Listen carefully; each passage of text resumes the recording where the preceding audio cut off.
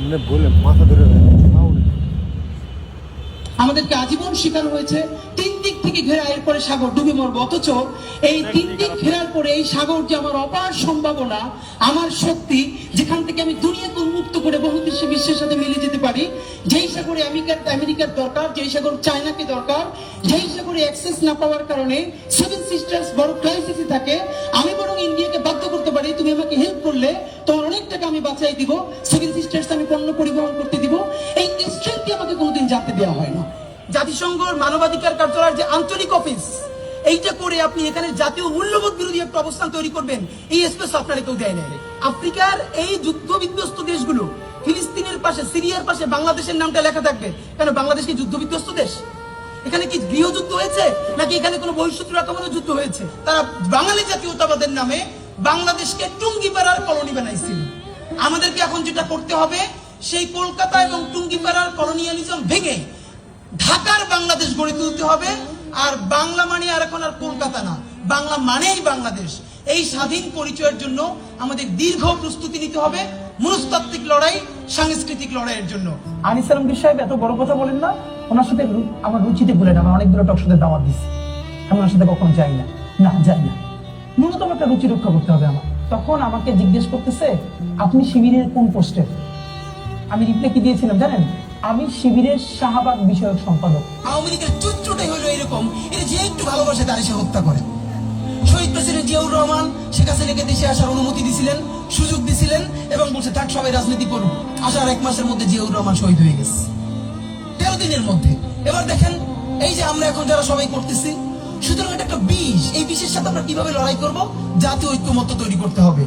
আমাদের সামনের নির্বাচনে ম্যান্ডেট কি হবে এইটা সুস্পষ্ট। সংসদের প্রথম 6 মাসের মধ্যে জুলাই সনদের সমস্ত কথাগুলো সংবিধান ইনকর্পোরেট করতে হবে। যদি পারেন নতুন সংবিধান করতে হবে, নতুন সংবিধান করতে না পারলে এইটার মধ্যে ইনকর্পোরেট করতে হবে।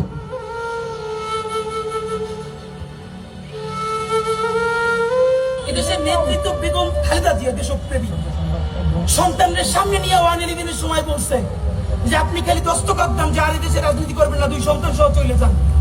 কুকুকে হারাইছে। তারেক রহমান আমার খুব মনে আছে, এখানে পিজি হসপিটালে আমরা তখন ছোট, 111-এর পর যখন তার পিজি হসপিটালে আনছে, ঘাট দাঁড় করাইতে পারে না, বেগম জিয়া দৌড়ে আসছে দেখতে, মার কোলে মাথা রাখতে পারে না। এই ভদ্র মহিলার আল্লাহ কি দেশপ্রেম দিয়ে বানাইছে দেখেন। সে দেশ ছাড়ে নাই, সে বলছে বাংলাদেশ ছাড়া আমার আর কোনো জায়গা নাই। শহীদ নিজামী মুজাহিদ সাহেবেরা মন্ত্রী হিসেবে সর্বশেষ যখন সম্ভবত 2006 বা 2007 মন্ত্রী ছিলেন, বলেন তো তার কয় বছর পর তাদেরকে ফাঁসি দেওয়া হলো? তাদের মন্ত্রণালয় একটা পয়সার দুর্নীতি বের করতে পারে নাই, তাদের সন্তানরা তাদের জানাজাটা পর্যন্ত করতে পারে নাই। বাংলাদেশের ইসলাম এবং মুসলমানকে বাঁচাইতে হইলে আমাদেরকে তুমুল যোগ্যতা অর্জন করতে হবে।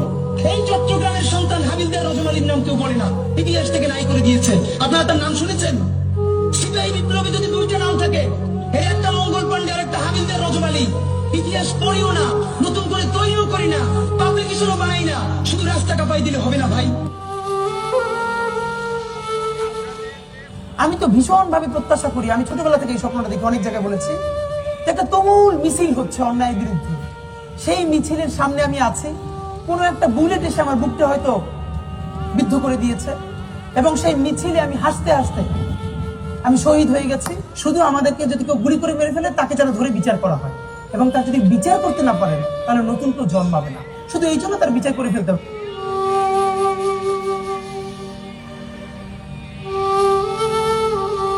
কোরআনের হাফেজ, মনে হয় 21 না 22 বছরের, 2 চোখ চিরতরে হারাই গেছে, আলো ফিরবে না। তো আমার কাঁধে হাত রেখে বললো কি যে হাদি ভাই, আমার সপ্তাহখানেকের জন্য আমার একটা চোখে একটু আলো ফিরিয়ে দেওয়া যায়? আমি বললাম ভাই, 1 সপ্তাহের জন্য কেন? আমার মা আমাকে অনেক নিষেধ করছিল অন্তরণে যাইতে, আমি ফিরে আসার সময় মারে দেখি নাই। আমার একটাবার মন চায় আমার মারে দেখি। তো যারা হাজার হাজার কোটি টাকা পাচার করে বিদেশ চলে গেছে,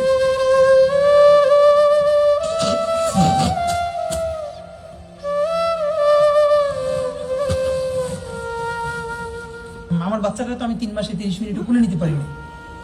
তো আমার ওয়াইফ খুব মাঝে মধ্যে আর কি মজা করে বাচ্চারে বলে, ইনকিলাব মঞ্চের মুখপাত্র তোমার সাথে দেখা করতে আসছে। তো আমার এই প্রথম মনে হলো কি যে আমি ভাইয়ারে বলি, ভাইয়া আল্লাহ যদি আমাকে নিয়ে যায়, আমার বাচ্চাটার দিকে একটু খেয়াল রাখে। এই কথাটা আমি বলতে পারিনি।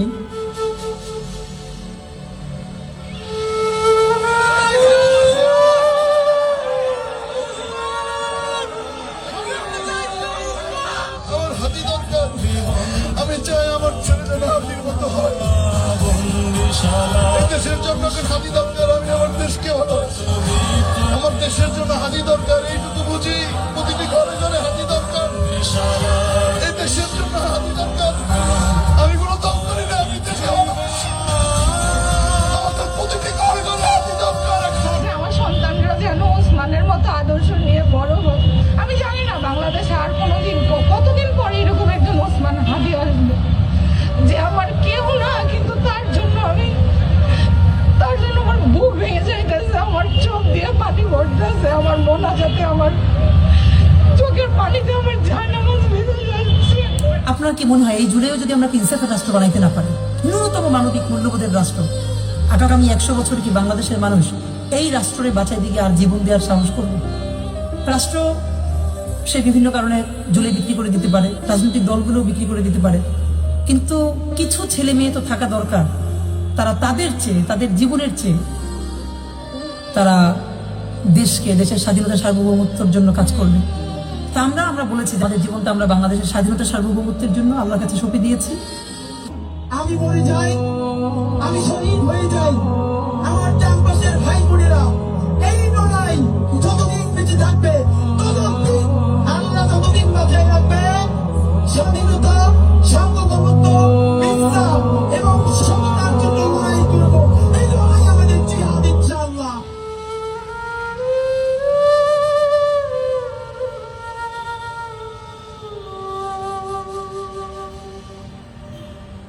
ইয়া